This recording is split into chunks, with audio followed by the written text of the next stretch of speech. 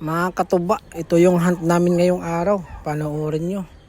Muntik kami maka-double catch dito. So dumating yung mga ngahoy.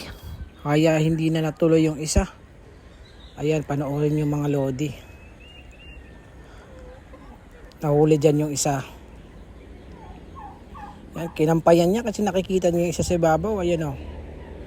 Ayan na. Yan ang gagawin ng kasama niya. Mag-asawa kasi yan eh. Lalapit niya. Matagal yan bago lumapit mga lodi. Mga kalahating oras bago lumapit yung mag-asawa na yan. Tapos yung isa, mabilis lang dumapo dyan sa pulot. Yung isa yung hinihintay namin. Sobrang tagal. Siguro ilang minuto pa yan. Mga 20 minutes bago may dumating na na mga ngahoy.